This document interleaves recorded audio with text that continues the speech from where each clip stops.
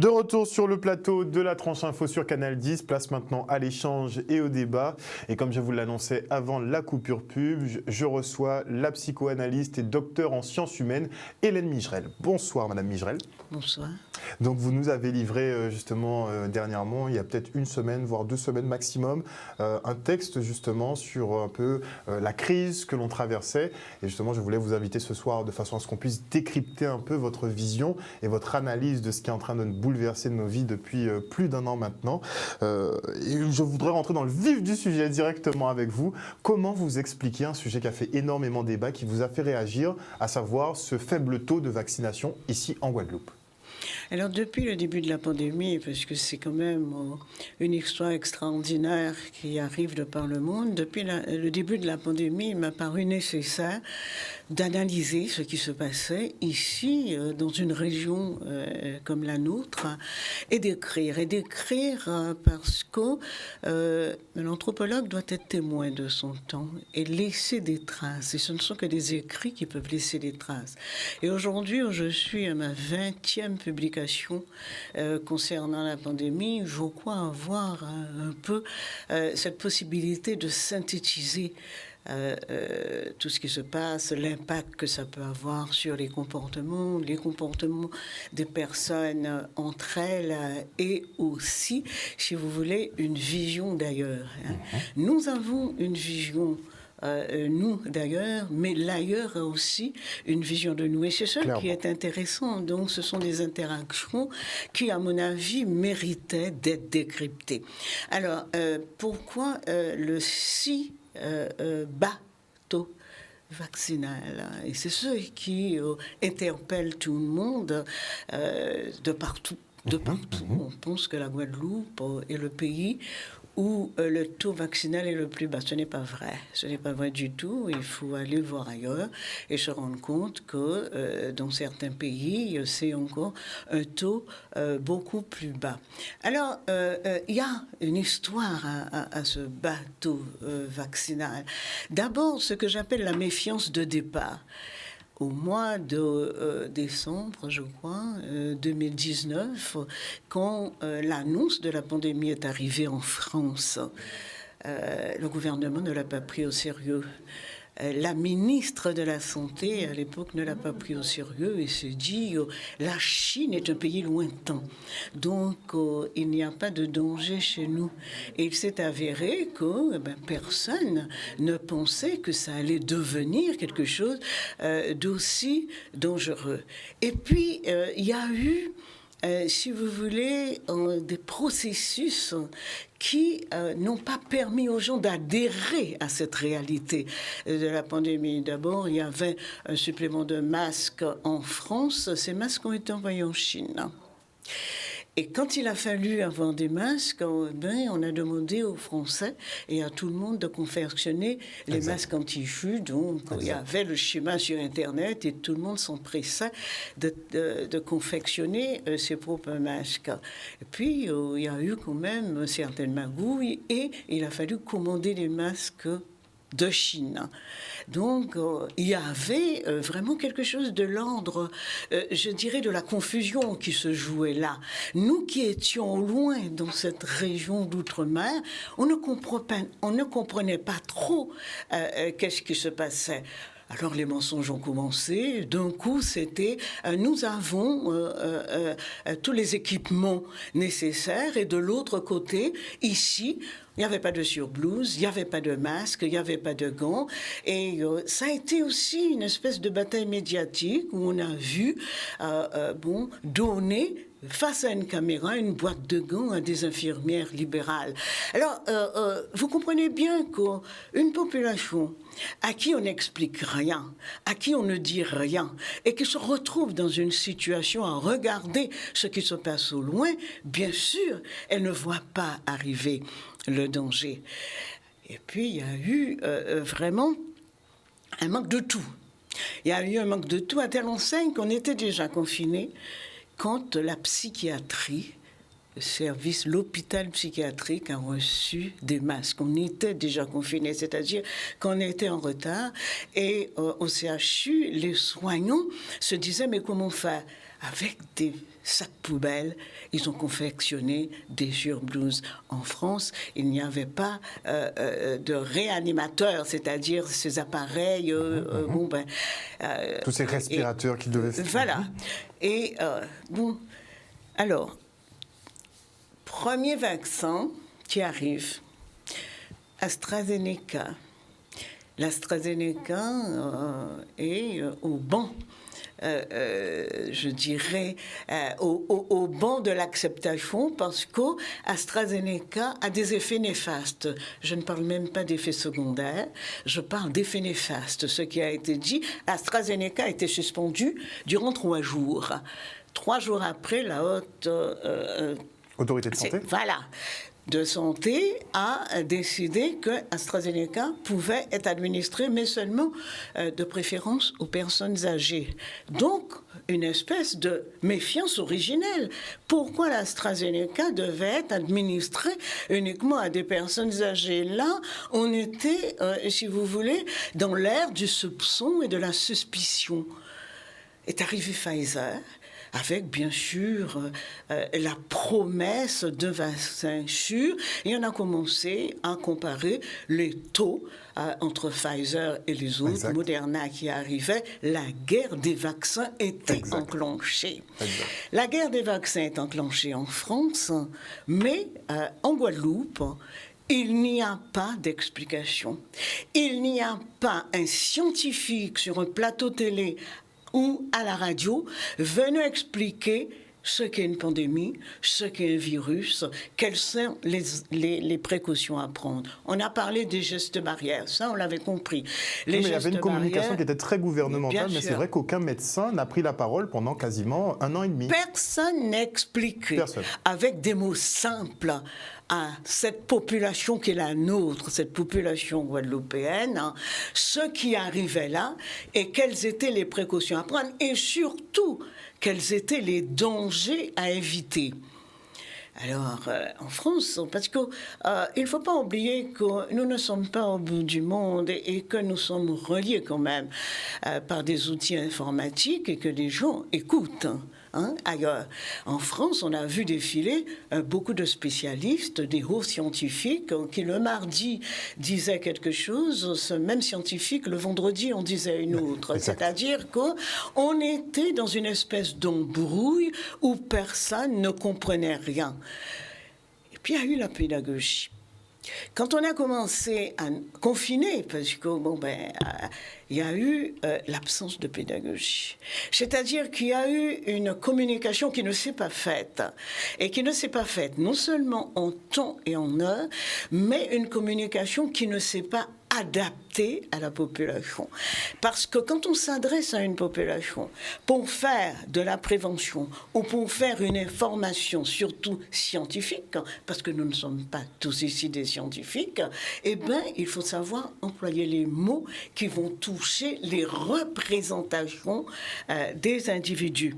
Alors, deuxième volet de ce refus du vaccin ou de ce bateau vaccinal, parce que j'ai du mal à dire refus du vaccin, je vais m'expliquer plus tard, c'est qu'il y avait une imposition, pratiquement, presque une propagande, à n'envisager qu'une voie. Il n'y avait pas d'autre alternative. Il n'y avait qu'une voie, c'était la voie vaccinale, et avec vraiment force.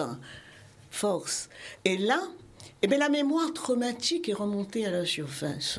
Cette mémoire traumatique des Antillais qui, effectivement, ont pu mettre à jour, mais pourquoi la France et le gouvernement veulent autant notre bien-être, étant donné que cette histoire de chlordécone, jamais réglée dans la réparation, cette histoire de chlordécone remontée à la surface, ce n'est pas rien. Je ne vais pas revenir ici sur la chlordécone.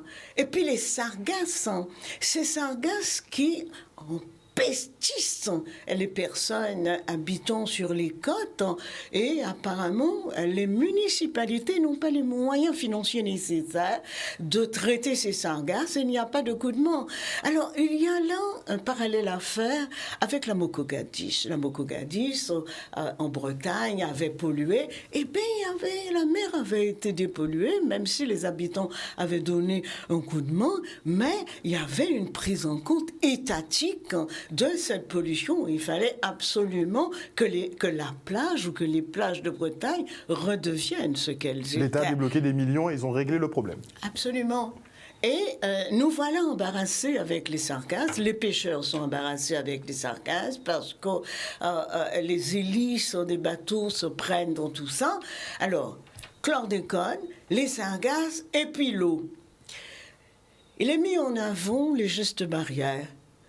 Le masque, la distanciation et le lavage des mains. Et c'est vrai que la contamination passe beaucoup par le lavage des mains. Mais il n'y a pas d'eau. Il n'y a pas d'eau. Cette fourniture essentielle ne coule pas dans les robinets de tout le monde. Comment pouvez-vous demander aux gens de respecter les gestes barrières et il n'y a pas d'eau pour se laver les mains? Et j'ai vu une image qui m'est restée gravée en me disant ce n'est pas possible. Nous ne sommes pas au Sahel. Un homme de plus de 70 ans avec un bidon en plastique allant à la rivière chercher de l'eau.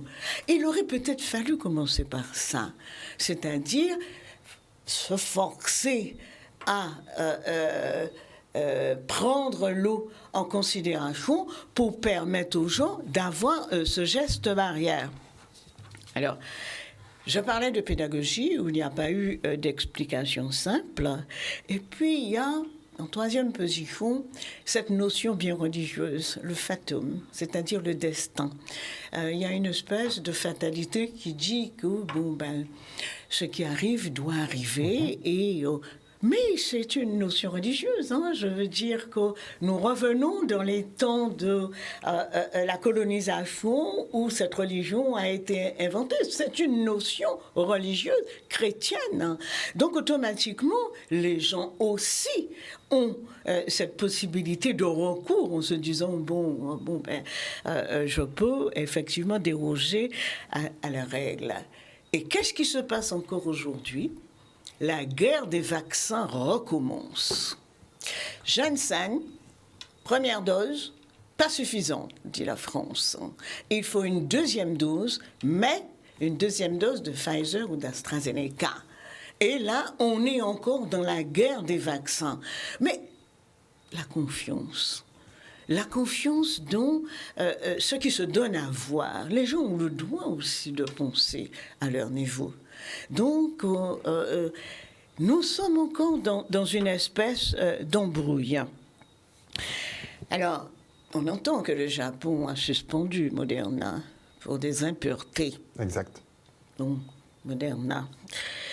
Il y a une conjonction de ces différents éléments qui font que la confiance n'est pas totalement établie et que la méfiance, elle perdure.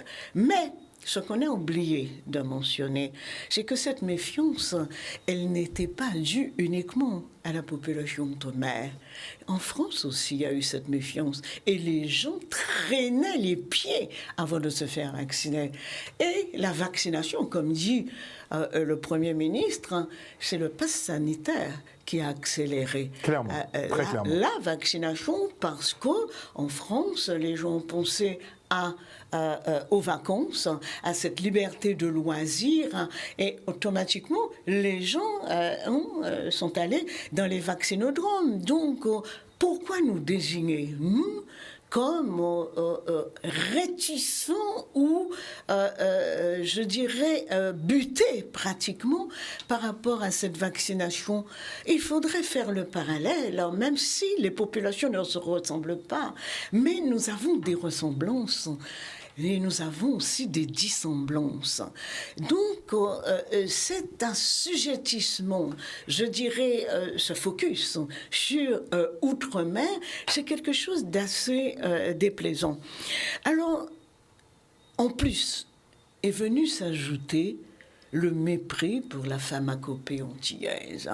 Personne C'était n'a le coup de jamais grâce, ça. dit que notre pharmacopée guérissait, mais notre pharmacopée, effectivement, boostait l'immunité des individus. Quand vous dites à un individu de faire un peu de sport, mais enfin, vous faites du bien à cet individu.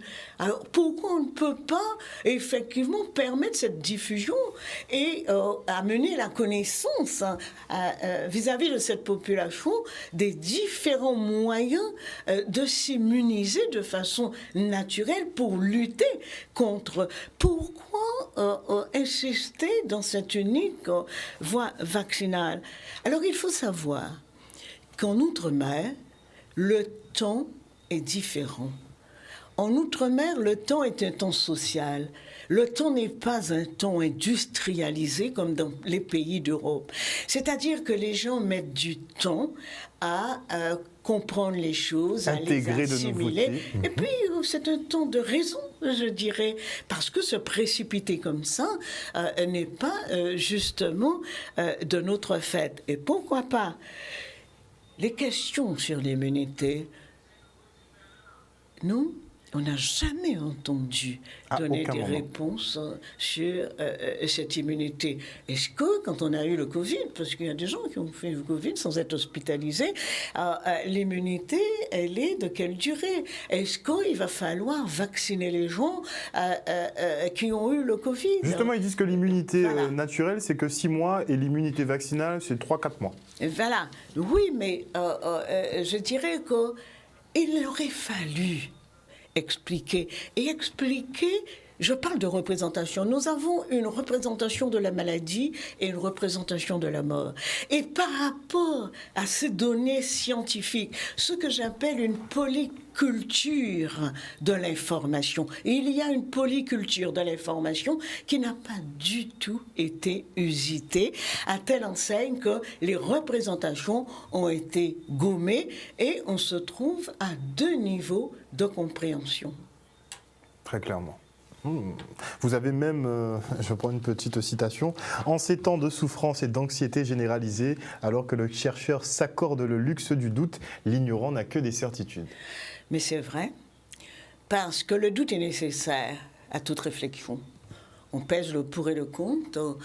C'est exactement comme quand on prépare une thèse. On part avec une hypothèse de départ et cette hypothèse peut être confirmée ou infirmée, ou alors on l'abandonne. Donc, un chercheur doit pouvoir réfléchir aux situations, les analyser et, si vous voulez, mettre dans la balance afin de trouver un équilibre. Et c'est vrai que ceux qui n'ont que des certitudes, souvent, sont obligés de revenir en arrière. Regardez aujourd'hui, depuis le mois d'avril, dans un de mes écrits, j'ai parlé de la 3e dose, parce que je l'avais entendu quelque part. C'est-à-dire que... Ça avait déjà été évoqué. Voilà, clairement. La 3e dose. Et puis, cette 3e dose arrive. Et c'est vrai que c'est une espèce de stratégie que de cheminer doucement pour faire admettre, je dirais, ce qui doit arriver. Et là, on est à la 4e dose dans d'autres pays. Mais enfin, c'est une autre histoire.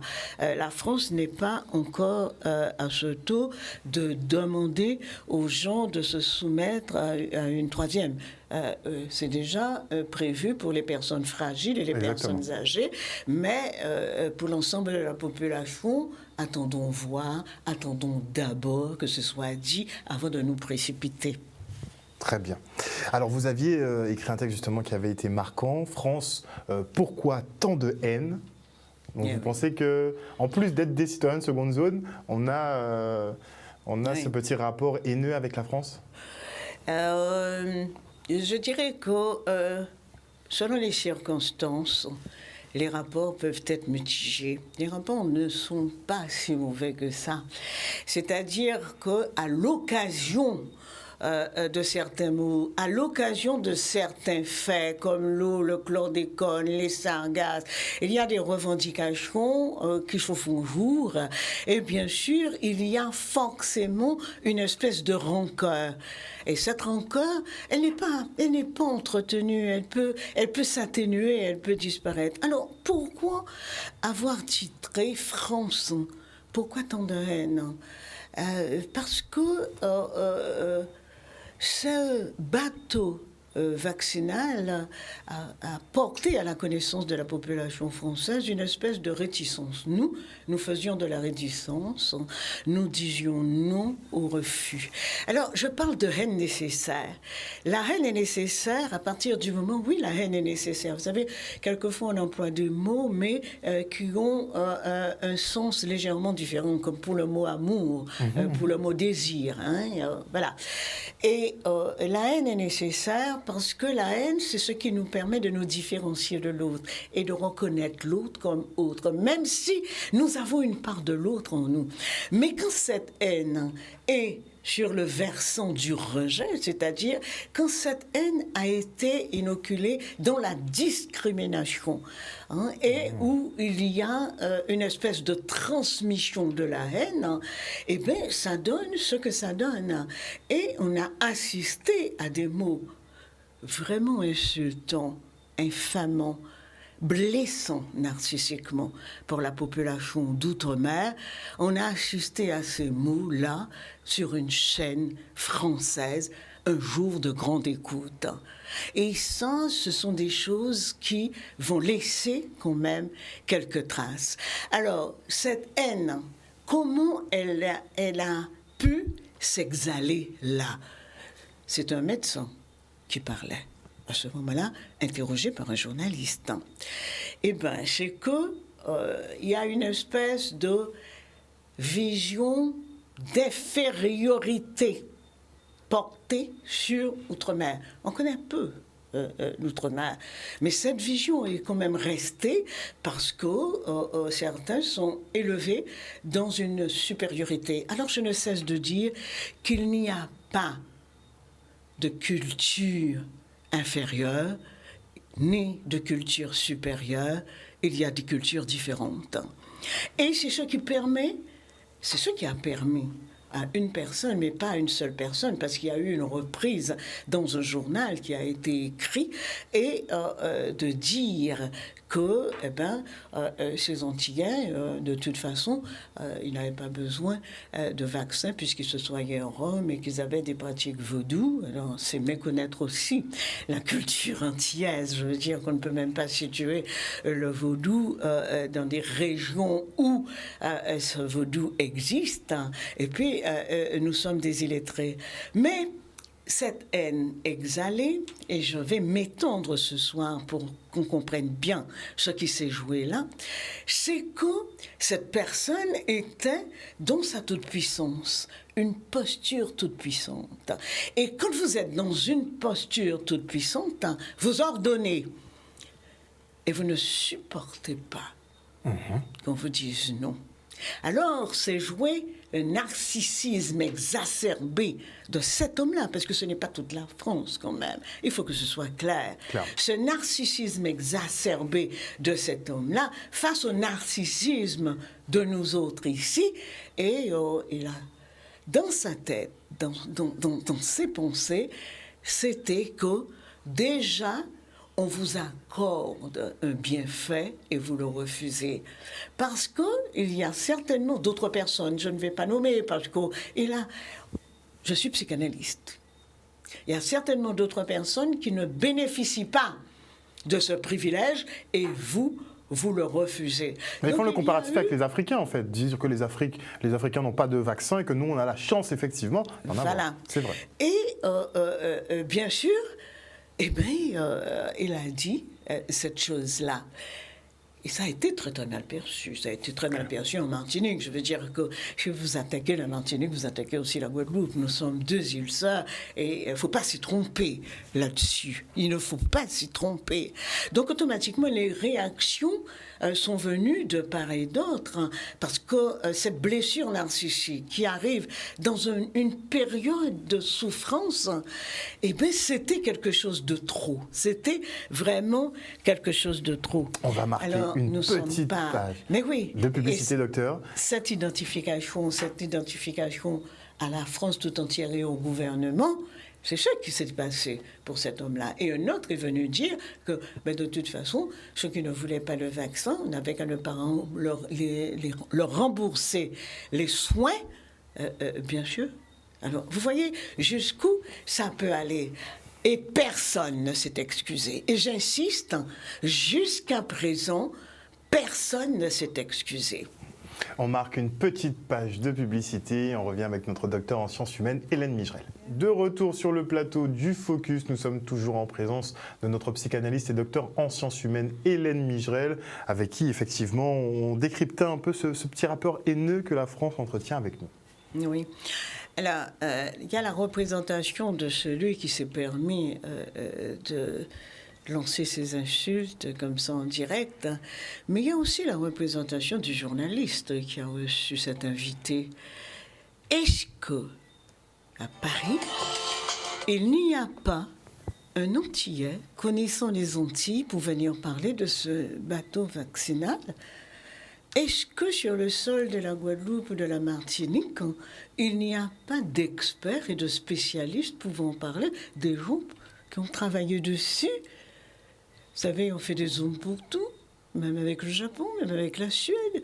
Et pourquoi ne pas demander par Zoom? Donc, il y a là une réalité, je dirais, qui est difficilement dépassable. C'est-à-dire que nous nous trouvons, parce que même si l'invité a une méconnaissance des Antilles, mais que le journaliste pose à cet invité la question de ce bateau vaccinal, il a aussi une représentation de la population antillaise qui est assez discriminante. Alors, nous sommes là dans cette volonté de toute puissance de vouloir faire à tout prix pour le bien des gens. Et ça s'appelle aux États-Unis the white saviorism, c'est-à-dire le complexe du sauveur blanc. Faire à tout prix, même si vous ne voulez pas, vous l'aurez quand même. Hein?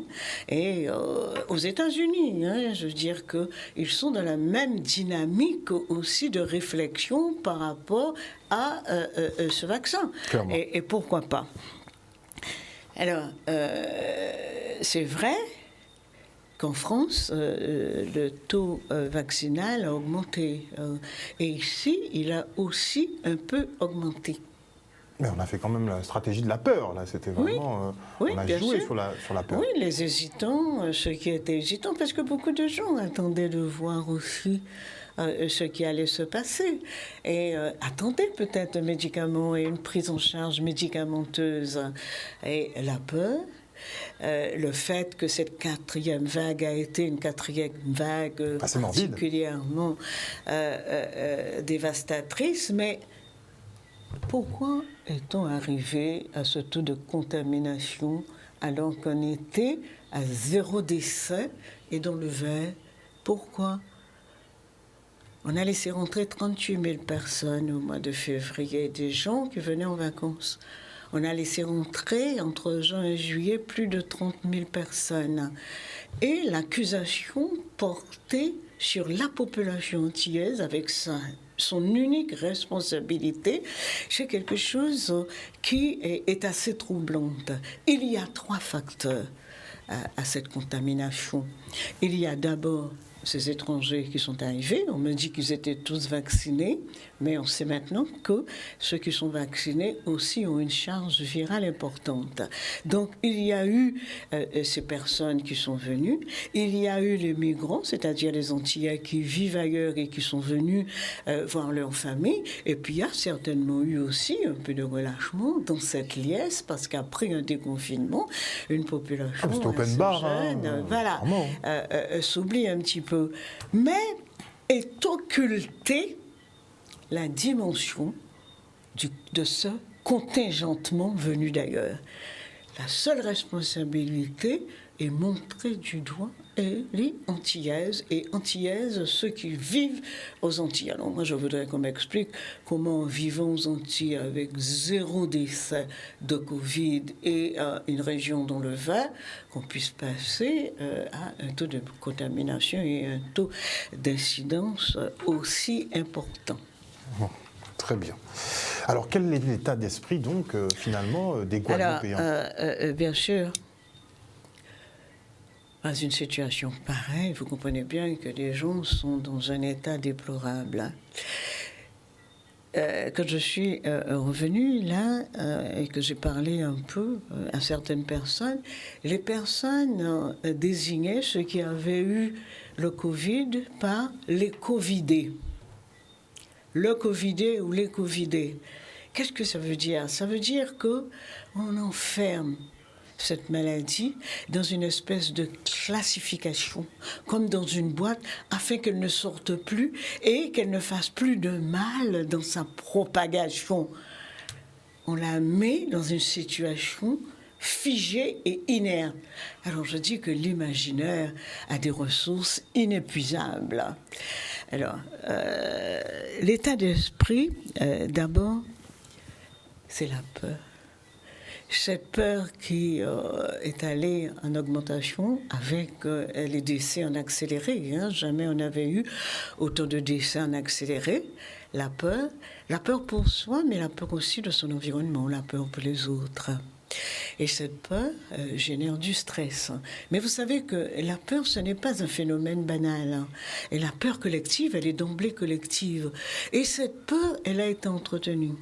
Elle a été entretenue, il y a une augmentation de la peur, et d'abord relayée par les médias, je le dis, ce martèlement comme ça de quelque chose de l'ordre de la catastrophe.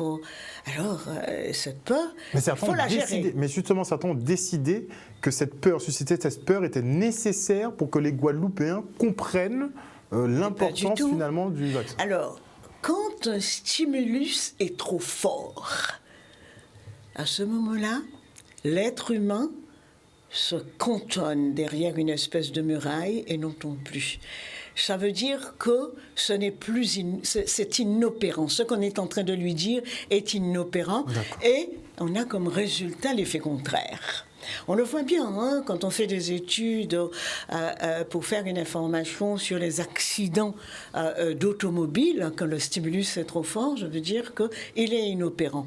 Et c'est pareil. Et le fait de marteler sans cesse tout ce qui va arriver de catastrophique et aussi la menace permanente. Si vous ne vous tenez pas à carreau, on va vous reconfiner. Cette menace, une espèce d'infantilisation de la population, alors que ce sont des gens responsables quand même. Ici, il y a des gens responsables comme partout ailleurs dans le monde.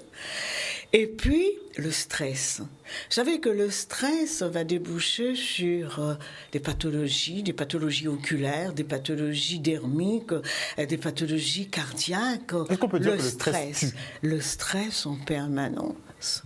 Le stress en permanence. Et puis le désarroi.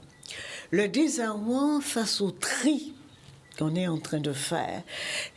Ce n'est pas depuis la pandémie qu'il y a un tri et une discrimination par rapport à l'âge. Quand quelqu'un a plus de 60 ans, on a du mal, effectivement, à l'emmener dans un hôpital. Quand on appelle, personne ne vient. Et avec la pandémie, ça a été nettement dit sur un plateau que si ça continue, encore cette menace. Si ça continue, on va être obligé d'opérer un tri et de faire des choix. Et ça provoque le désarroi. Et j'ai entendu plusieurs personnes me dire « Mais en fait, vous vous rendez compte, madame, des parents qui nous ont élevés, qui nous ont donné à manger, et comme ça, ils sont laissés à l'abandon, sans soin, sans prise en charge. » Et là, ça a créé un grand désarroi au sein de la population, et puis la colère. La colère aussi, ce sont des sentiments qui ont été complètement mitigés et cette colère, à la limite, a été salvatrice parce que le fait d'être en colère et de s'indigner, c'est qu'il y a une possibilité de rebondir. Et cette tristesse infinie qui est en train de se changer en déprime parce qu'il y a énormément de deuil à faire. Vous savez qu'il y a des rituels mortuaires et quand ces rituels mortuaires ne sont pas opérés, eh bien, les gens ont du mal à entamer un travail de deuil. Et avec, bien sûr, la rapidité et le nombre de décès, eh bien, les gens ne peuvent pas accomplir les rituels. Et ça, c'est quelque chose qu'on devrait organiser. Ça fait 1 an que dure la pandémie. Il n'y a pas eu d'anticipation. On n'a pas pu réfléchir à comment organiser la mort afin que chacun puisse au moins passer un moment à regarder son défunt. Donc, ce sont des sentiments qui animent aujourd'hui les Antillais. Et il faudrait qu'ils puissent aussi se remettre de tout ça. Mais ce n'est pas facile, hein, ils sont en plein dedans, donc ils vivent à 100% ces sentiments qui les minent. Alors, le stress, quand une population est déjà stressée et qu'on crée un climat anxiogène, rien ne va plus. Là, il y a eu une montée d'adrénaline chez les soignants par rapport à cette obligation vaccinale qui devait tomber aujourd'hui, je pense, hein, et où il y a eu une incompréhension. Je ne veux pas rentrer dans ce débat-là, mais ce climat anxiogène fait qu'il y a une augmentation du mal-être de la population. Absence de rituels mortuaires, je pense que nous prenons toute la dimension de ce que nous avons à faire avec les individus qui sont aujourd'hui préoccupés par leur propre santé, mais une fois ces obstacles surmontés, eh bien, les psys, je pense, seront là à la disposition du public pour les aider à gérer tout ça et à digérer cette période difficile.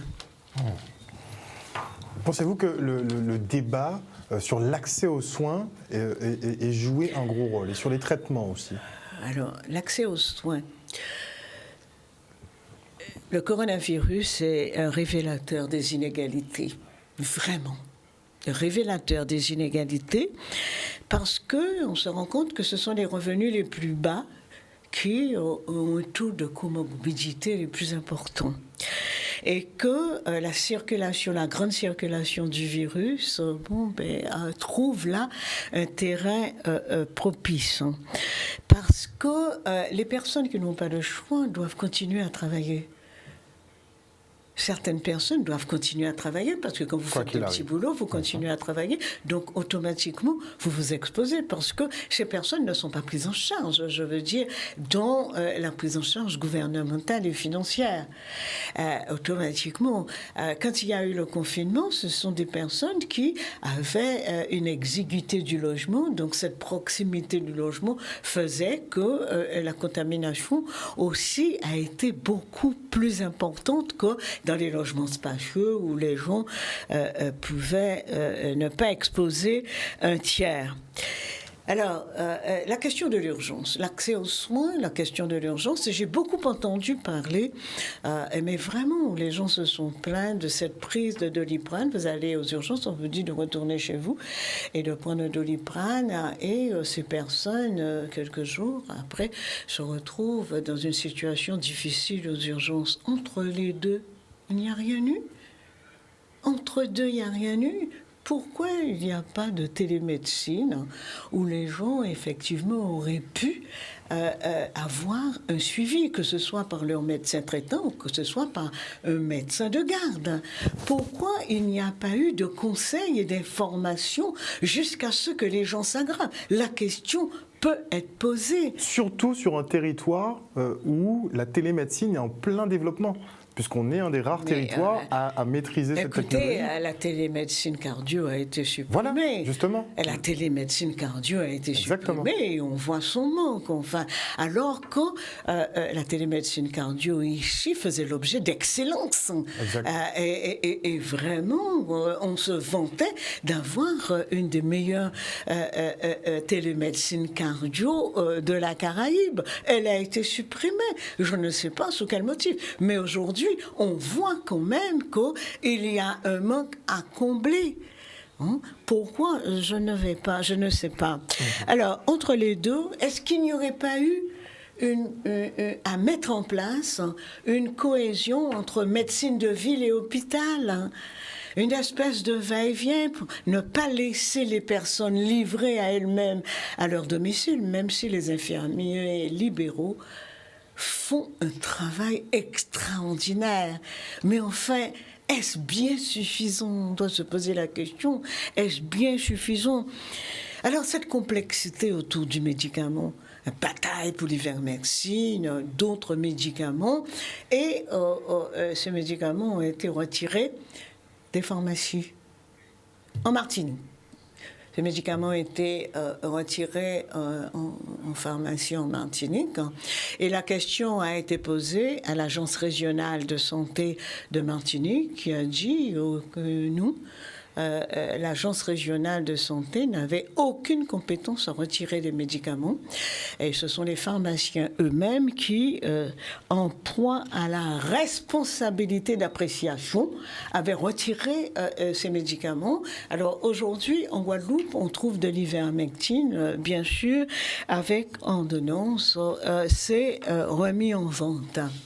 Alors, l'accès aux soins, bien sûr, va toucher la population défavorisée parce que cette population va hésiter à aller aux urgences, la peur des urgences. C'est ça, je l'ai entendu dans cette population que j'ai reçue pendant des mois. La peur d'aller aux urgences, la peur de remplir le cabinet médical du médecin traitant parce qu'il y a peut-être des gens plus malades, mais aussi la peur de la contamination. Donc les gens préfèrent rester en retrait et ce sont toujours les mêmes personnes, des mêmes classes sociales qui se retrouvent dans des situations difficiles. Alors, on ne va pas tarder à arriver au terme de l'émission. Est-ce que vous pouvez nous faire une projection quand même sur l'avenir? Est-ce qu'on pourra avoir une embellie? Est-ce que ça va s'aggraver selon vous? Alors, pour l'avenir, l'avenir n'appartient à personne. L'avenir n'appartient à personne. Mais on peut déjà penser qu'on pourrait avoir une politique de santé autre. Une vraie politique de santé, il y en a certainement eu une. Mais aujourd'hui, on voit bien que le système sanitaire, il est sinistré. Et il a fallu que ce soit des gens venus d'ailleurs, des gens qui sont venus en renfort, qui ont mis en exergue ce que les syndicats disaient déjà, dénonçaient déjà, demande de l'amélioration des conditions de travail. Alors, c'est à venir, donner un sens à la santé. Donner un sens à la santé, c'est tenir compte de toutes ces exactions auxquelles nous assistons aujourd'hui. Peut-on je dirais, avec quelques outrecuidances, dire que le rôle de l'ARS est quelque peu inefficace s'agissant des équipements et s'agissant de la gestion de la santé pour tous. Peut-on, avec un peu d'outrecuidance, dire que si il nous arrivait ce qui est arrivé en Haïti, un séisme de la force d'Haïti, voilà, on ne serait pas au même point, les mêmes causes, ayant les mêmes effets, on ne serait pas dans cette catastrophe sanitaire. Peut-on sans outrecuidance penser que ce pays-là ressemble à un pays du quart-monde, avec effectivement un désordre, une inorganisation.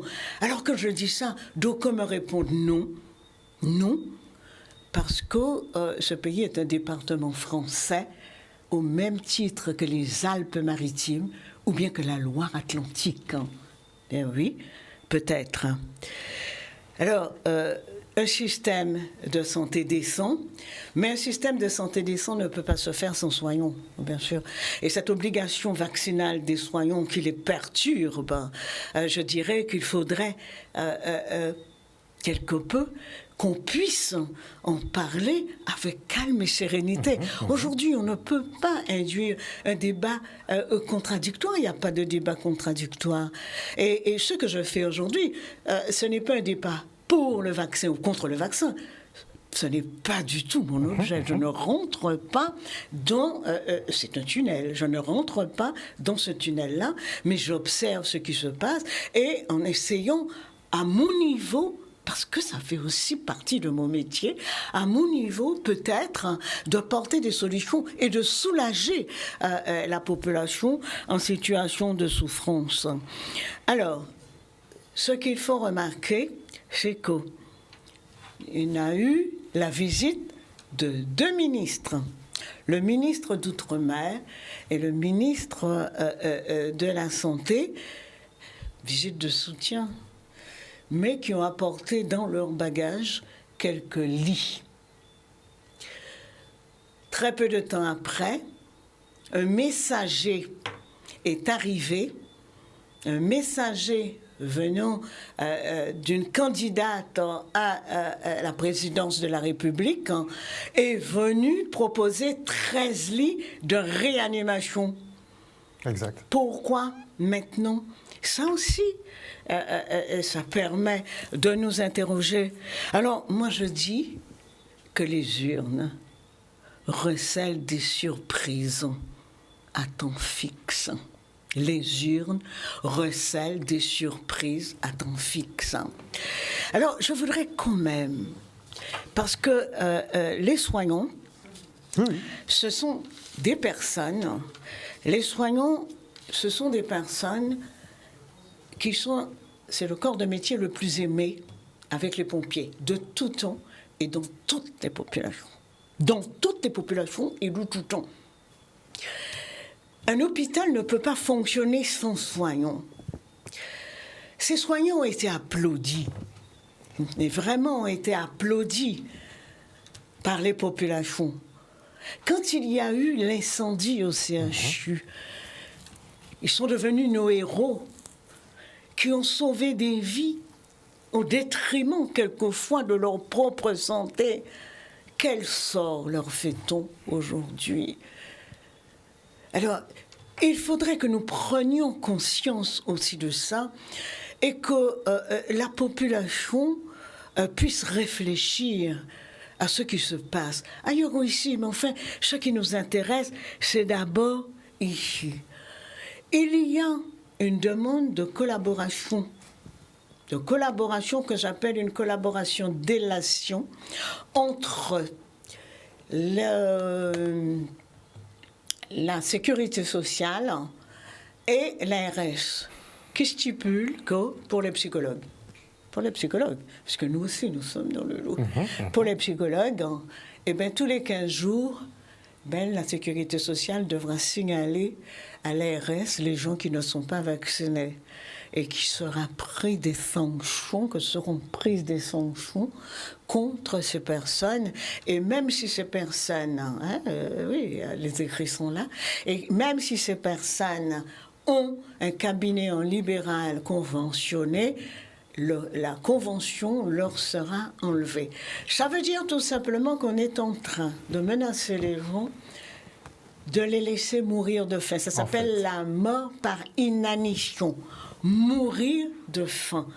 Comment une France qui est vécue comme une France de démocratie, une France, oui, une France de liberté, comment peut-on s'engager dans une voie aussi autoritaire envers des gens qui soient les pompiers des pompiers qui sauvent des vies sur terre, Les gens les plus sur appréciés. mer et dans les airs.